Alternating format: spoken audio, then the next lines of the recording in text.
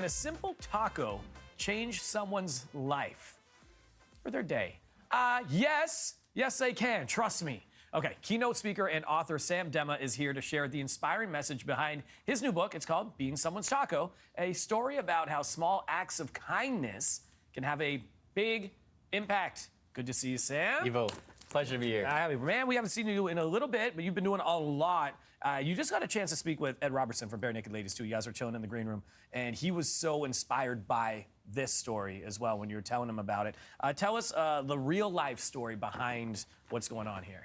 Yeah, a few years ago, I called a friend of mine to check in on him, and the first thing he told me was that he was still lying in bed. And it was 2 p.m. in the afternoon. I know what it feels like to be in bed at 2 o'clock. You're probably not doing so great. Yeah. Hang up the phone, wanted to do something to make my friend feel better, ended up on his Facebook, scrolling for something that he liked, and came across a post that said, "My vote for dinner tonight is #tacos." Yeah. Simplest idea. Maybe I could surprise my friend with tacos. So I went on Uber Eats and found this taco dinner for 2 and had it delivered to his house.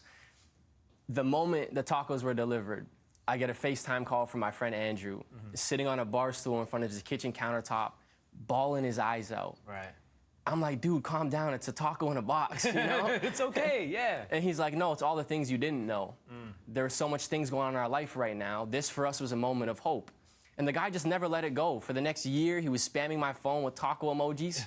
And my birthday, he created a logo of a bright yellow smiling taco. Right. And above it, it said, "Be someone's taco." Amazing. We took that idea and turned it into this children's book. Yeah, man, because it does bring so much joy. And that's the thing. You can be friends with somebody, but not know a thing about them, right? And that's the thing that you kind of really want to let people know with this.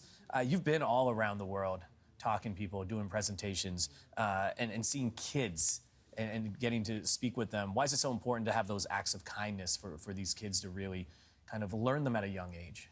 There was a beautiful article in The Guardian, started this year, cited so much research that when adolescents get involved in service work or volunteerism, even if it's only 1 or 2 hours a week, they decrease the depressive symptoms that they may have. They find more fulfillment and meaning in life. So not only is it the right thing to be doing to serve each other, but it actually helps young people find more fulfillment in their day-to-day lives. Yeah, and they can learn about that in the book as well. And there's some interactive portions, right, for kids and for parents as part of the book. Tell us about that. Yeah, we created a rap song Yeah. that goes along with the book, and then turned the book into a read-along experience with animated characters that parents can actually play to their kids. And there's also a little section at the back where they can write a letter to the authors. I wrote this book alongside Paul and Miranda Fair, 2 parents that brought a lot of unique perspectives to the project. They're having a baby soon, or they would have been here. Yeah. But they can write us a letter and share their small acts of kindness or how they're being someone's taco and receive a surprise in the mail. You know, you and I were speaking earlier, and you asked me how I got into this and doing what I do.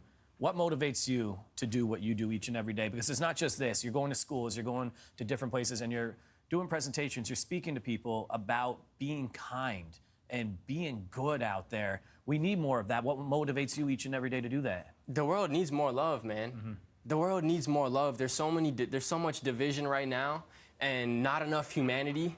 And when a young person walks up after a presentation finishes and tells me some of the things that are going on in their life, but that something I shared or something I wrote brought them hope, how can I not get up and do this work every day? Yeah, we're seeing the video right there, the red backpack. That was the first time we got to meet.